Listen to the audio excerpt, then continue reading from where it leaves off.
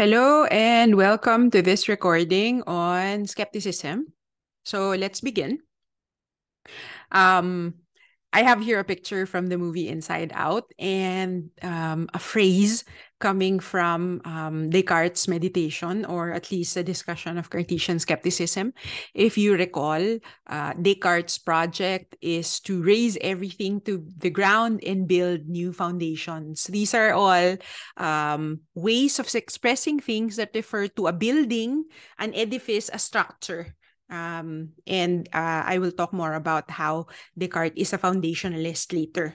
But before I go to the first point, let me explain a little bit why I'm using this picture from Inside Out. Inside Out is a very nice movie. I'm sure almost all of you have seen it. But it's a nice depiction of what's going on in human consciousness, how our minds work, how the different things in our conscious experience and even our dream experience works, right? When we refer to the cogito or the thinking thing, what we mean is not a person or a thinking entity like a cloud that just happens to have deep philosophical thoughts or is thinking about the kind of things that Descartes is thinking about. When we say cogito or the thinking thing is everything inside conscious experience. In other words, with respect to the movie Inside Out, it's everything happening in Riley's head. Or maybe that's a bad way of expressing it. It's everything that's happening in Riley's mind, in her consciousness, what she feels, what she thinks, how she responds, and so on, right? So Descartes, in near the beginning of the third meditation, arrives at the indubitable foundation. So this is the point that cannot be doubted. So he tries to get rid of everything that can be doubted until he reaches the point that cannot be doubted. So that's what the word indubitable means. Indubitable means cannot be doubted. So in the indubitable point is I am, I exist. So the discovery here, and it's quite an important philosophical discovery, the discovery is that the activity of doubting affirms the existence of the doubter. So this is not a kind of discovery where you go through a series of steps, like in a series of proofs or in the steps of an argument. There is an immediacy to the very activity of doubting, the very activity of thinking affirms the existence of the thinker, right? So this cannot be doubted. In fact, the more you doubt, if you think, the more you doubt, the more you affirm the existence of the doubter. The more you think, the more you affirm and live out the experience of the thinker. Right? So this is the point cannot be doubted. And I suppose when Descartes arrived at this point, he was quite excited because finally he found something from which he gets bedrock certitude, right? He hits the bottom, he gets rid of all the things that are insecure, and he finds an indubitable point, right? So our conscious experience is immediate and clear. That's one other thing. And that's the reason why I refer to the movie Inside Out, because when we look at the different responses of the 5 basic emotions, which are basically fear, sadness, anger, disgust, and fear, we're talking about things that we experience in the sense of experiencing as a sense of self, right? When we look inward, so the cogito or the thinking thing is the thing that we discover when we look inward, look at what's going on in our minds, look at what's going on in our conscious experience, and there's an immediacy to that. There are no steps; it's just there. Our sense of being awake, or even if we are asleep, is the sense of experiencing something, smelling something, feeling something, running away from something, or falling down, as the case may be in our dreams. So because Descartes discovers this point of certitude, this indubitable point that he exists, and that point has a certain quality. It has the quality of being clear and immediate and distinct. Descartes reasons that the foundation of knowledge must be clear, indubitable, underivative, and self-evident, like the cogito. Right? So he generalizes from the indubitable point that he discovers and that I exist and the nature of the cogito to a theoretical account of what knowledge is. He says, if this is the point of certitude, if this is the point from which we must build and discover or create, well, not create, discover other things and establish our edifice of knowledge, then it must have qualities similar to the foundation, because the foundation is just so amazing precisely because it cannot be doubted, right? So, insofar as this is the foundation, other forms of knowledge must be grounded in this secure foundation. So, for group, I think this is group 3, the group that worked on the latter parts of the second meditation and the parts of the third meditation that I asked you to read. Descartes' next point is this. His next task is this. So he raised everything to the ground and he tried to discover a point that cannot be doubted. And then his next step is to build a new structure of knowledge, a new edifice of knowledge, and to get a body of knowledge again, right? But he basically painted himself in a corner. He did something so that he actually has very little left. Okay, if you remember, he got rid of everything that depends on the senses. So he got rid of astronomy, physics, and everything. Similar, he also got rid of everything theoretical, like math and geometry. And then all of a sudden, he has this trust and certitude in his conscious experience. The question now is, how is he going to get from there the certitude of his inner awareness of his thinking to all other things he wants to know about himself and the world? So, medyo na-corner si Descartes kasi anong susunod dito? Kailangan, ang nangyari dito, sometimes people call it the problem of the bridge because Descartes, in doubting his senses, cut himself off. So that he seems to be this isolated, bodiless thinking thing. And then his project is now going to be, okay, how is he going to get out? how is he going to get out of the inside of his conscious experience so that he's actually connected to the world?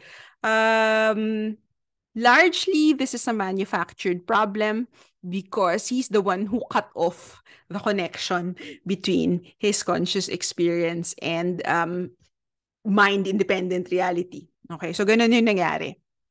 Marami pa tayong masasabi tungkol sa mga inisip at saka sinabi ni Descartes tungkol dito. Pero bago tayo lumipat doon, gusto kong ipakita sa inyo to. So this is called the Cartesian theater, or what we see in our mind's eye.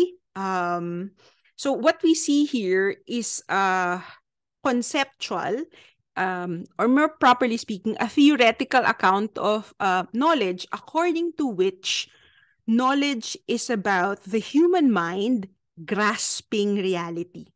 And this is really the conceit of modernity, the conceit of the scientific revolution and the Enlightenment. Yung pag-iisip na kayang hawakan ng isip ng tao ang kabuuan ng totoo. Na kaya nating hawakan, hindi lang hawakan, parang hindi lang madampi yung daliri natin sa totoong nangyayari, pero hawakan natin na kaya nating imanipula at kontrolin kung ano yung nangyayari. Kasi ang kayang intindihin ng isip ng tao, kaya niyang diktahan kung paano niya susunod na popormahin. So kung maiisip niya, kaya niyang kontrolin ang kalikasan, kaya niyang kontrolin ang mundo, ang mga kapwa-tao, ang mga hayop. So this is the so-called container-contained model of knowledge, which is connected to something like putting nature and all of reality on a rack, the rack being the human mind, so that the mind becomes this. So this is the point where the Enlightenment thinkers were thinking, okay, ang galing-galing ng isip ng tao. Meron tayong scientific method. Marami tayong natuklasan tungkol sa sarili natin tsaka sa mundo. Kaya magmula ngayon, kailangan lamang natin maging sigurado at maging maingat sa paggamit ng matematika at mga kahawig na paraan ng pag-iisip para tuluyan nating maunawaan at mapangibabawan ang kalikasan, makontrol natin. And part of the Industrial Revolution precisely went in that direction.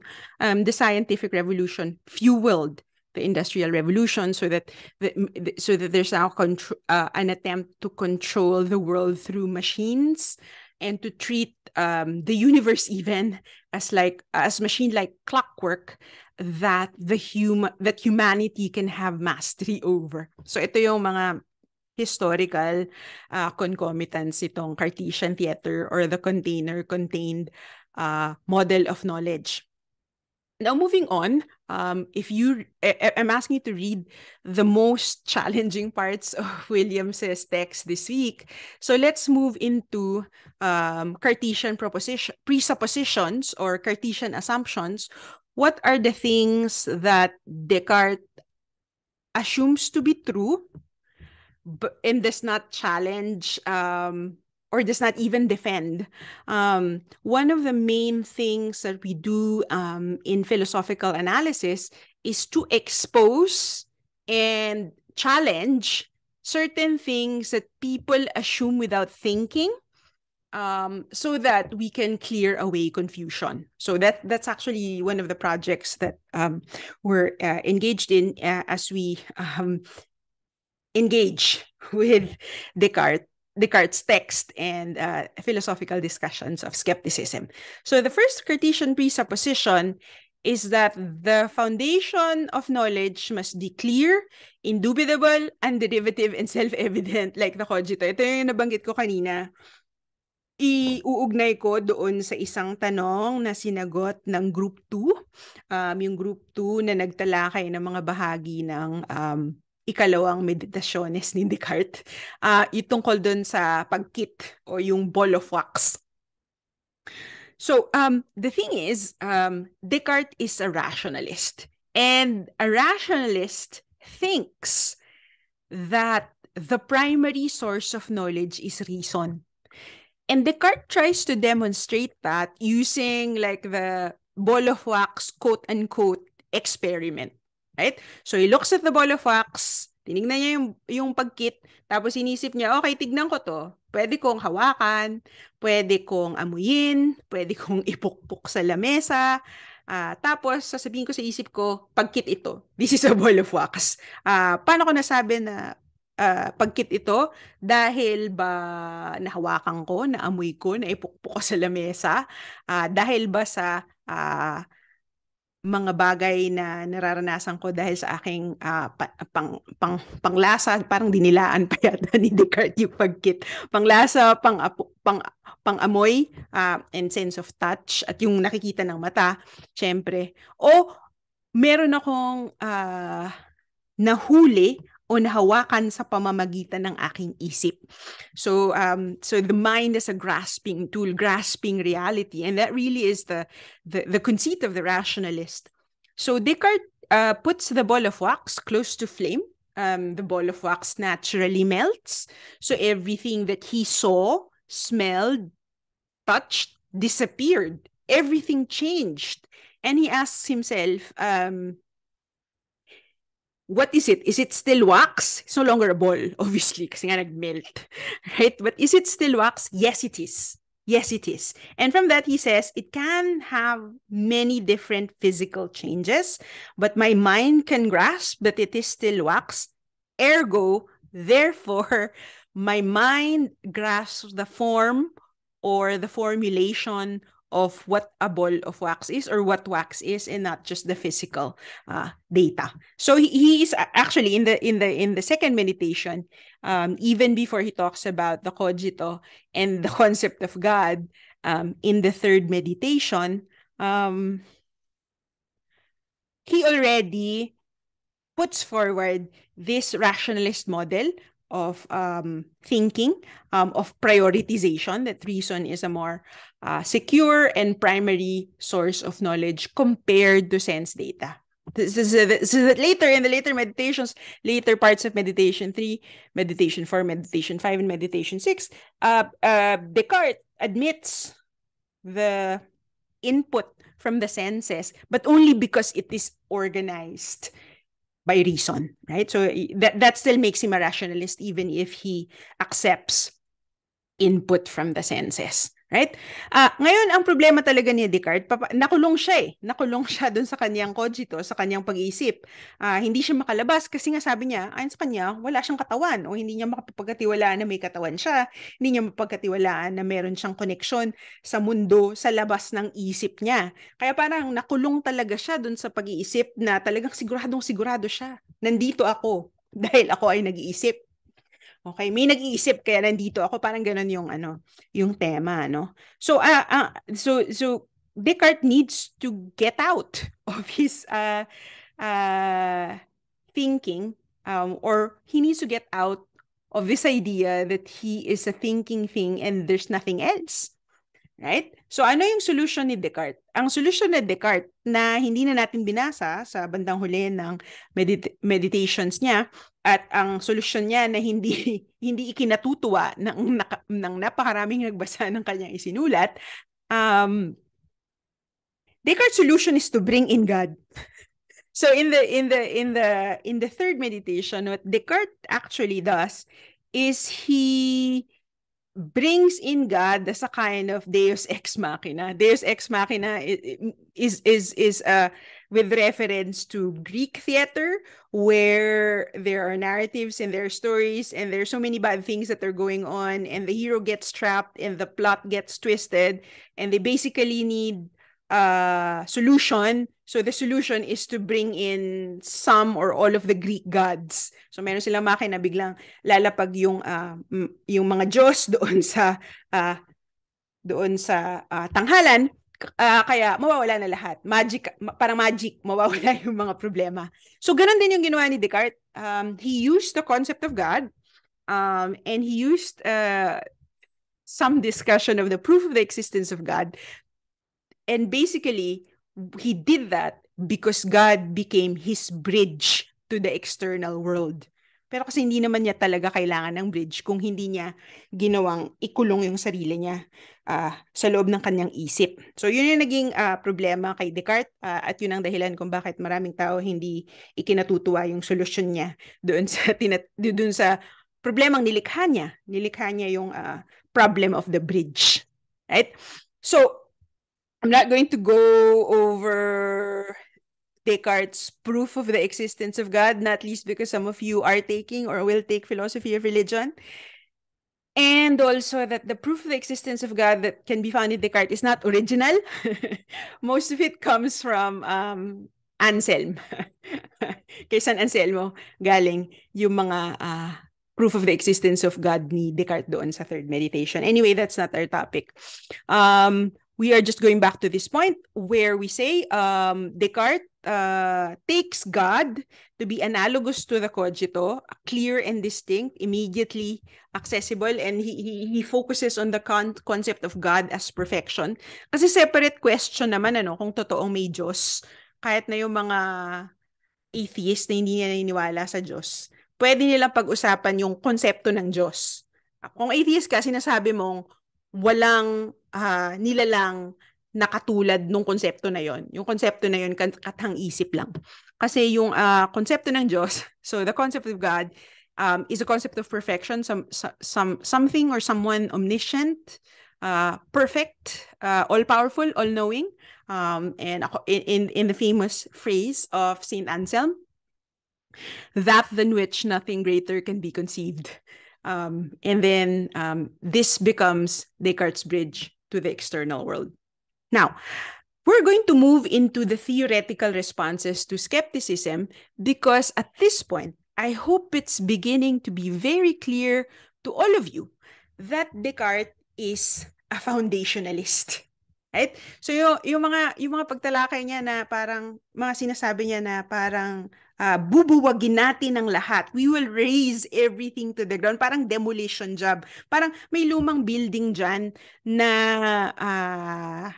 hindi na natin gusto kasi parang yung mga poste tsaka yung mga halige may problema na, bumabagsak na yan.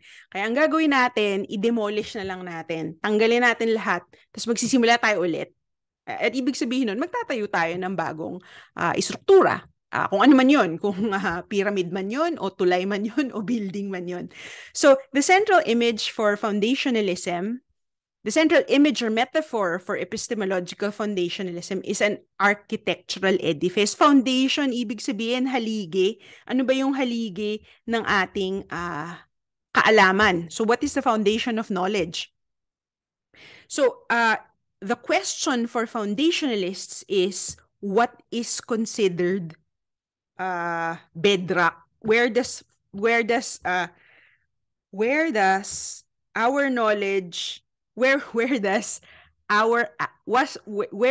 the point of contact between the human mind and reality occur?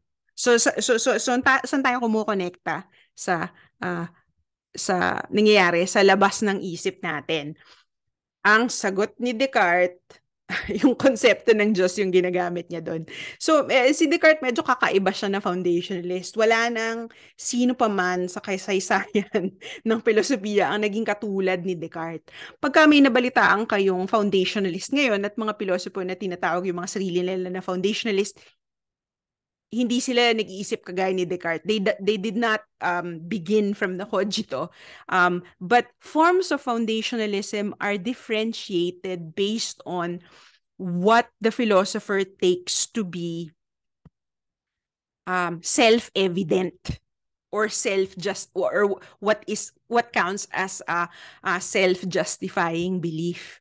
Doon sa teksto ni Williams, meron siyang binabanggit na halimbawa ng mga pilosopo na nitong mas malapit sa panahon natin na tinuturing ang sarili nilang foundationalist. Halimbawa si Chisholm, he thinks justification ends in self-justifying beliefs about appearances. So appearances,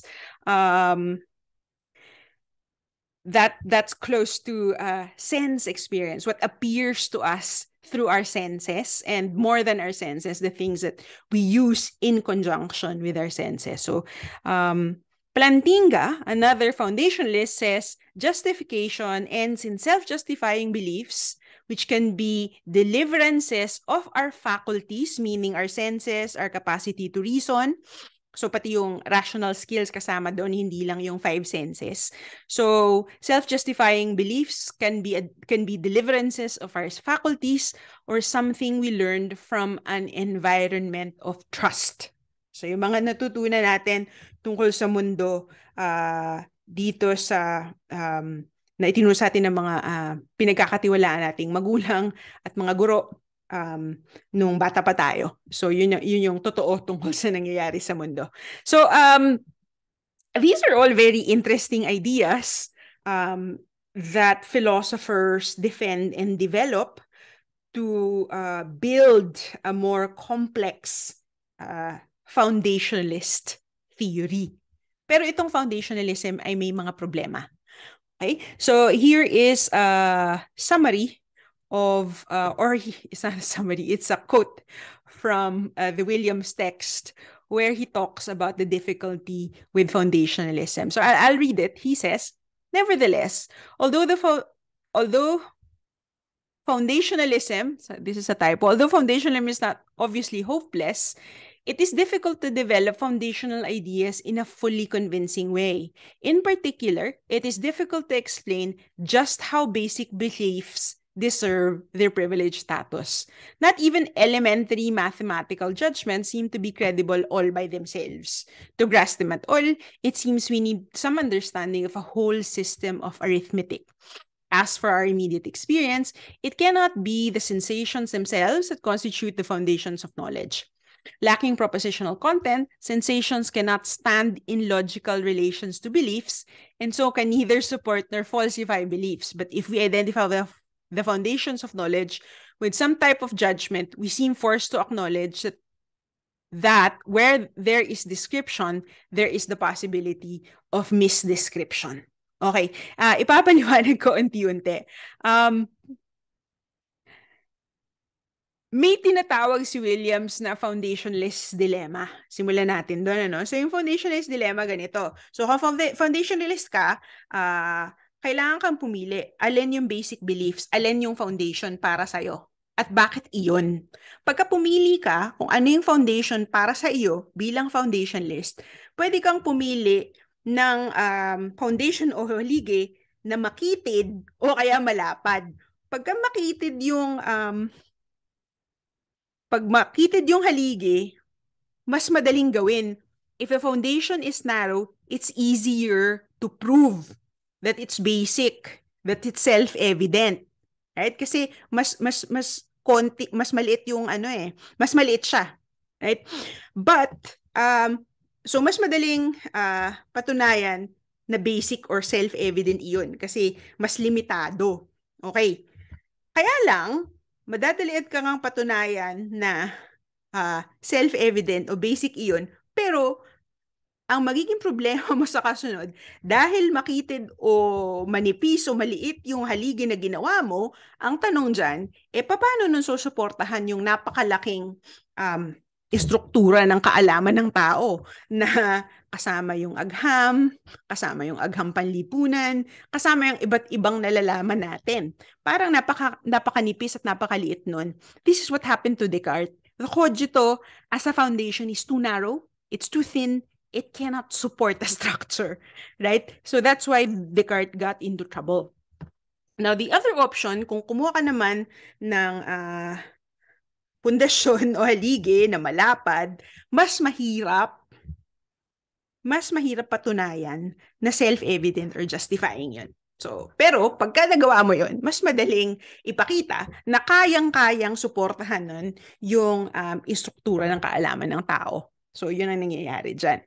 So, ang sinasabi kasi dito ni Williams, medyo kagaya nung sinabi ko ngayon tungkol sa pagmakitid yung pundasyon o haligi, kagaya nung cogito, kasi kung ang sinasabi mo lang, yung karanasan mo sa kalooban ng tao, the experience of consciousness, this raw experience of what it actually feels like to you, like when you stare at a red wall or when you bite into a tomato, what it feels like to you, that immediate, pure sense experience, that doesn't seem to translate to propositional knowledge. Parang pure sensation lang yon. Parang wala yung connection sa propositions or statements that can have truth value. So the foundationalist has a certain set of challenges that she must face in order to defend and develop her theory. And this is actually like an existing dynamic among philosophers. Some people try to assess what the pros and cons are, and then say, some of them say, okay, it looks like the pros outweigh the cons, so I'll choose to be a foundationalist. And then after you make that choice, you'll have to take on challengers who pose objections against foundationalist theories in general and the specific foundationalist theory that this thinker is putting forth. Okay. So, may mga tao naman na sinabi nila, okay, tama na, give up na tayo sa foundationalism. Iba naman, ang daming problema nito. Ibang approach naman. So, anong meron? Anong iba pang meron? Ang mabilis na sagot, coherentism. Right? So, as I end this recording, I will give a brief description of coherentism. The core metaphor or image for coherentism is a raft. Right? So, coherentism is about not looking for the point of contact between the human mind and reality so that we can build an edifice of knowledge. The point in coherentism is to look at how well our different beliefs fit. Right? Do they fit so well, so tightly that they can allow us to float in dito? Reality is more fluid. There are changes and we have to move in a certain way. So yung foundationless parang kalupaan yung tingin, yung imahen sa kalikasan at mga nangyayari sa mundo. Dito parang tubig.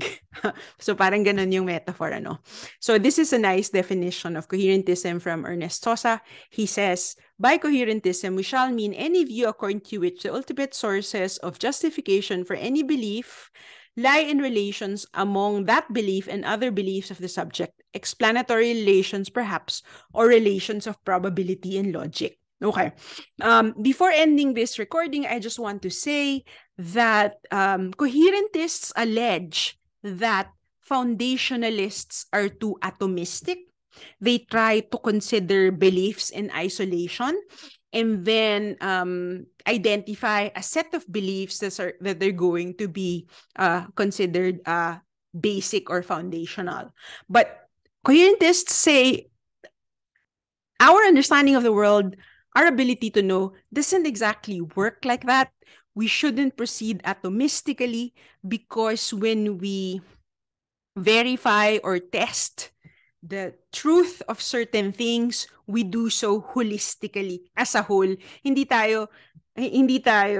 don't test on a per isolated belief basis. Instead, we test entire theories, entire stories, entire narratives of how the world works. And we look for a certain coherence. Okay, and that's where justification comes from. Okay, we'll talk more about coherentism and foundationalism in the next recording, more in terms of Agrippa's trilemma and the most interesting parts of Williams's chapter for our purposes. So this recording ends here.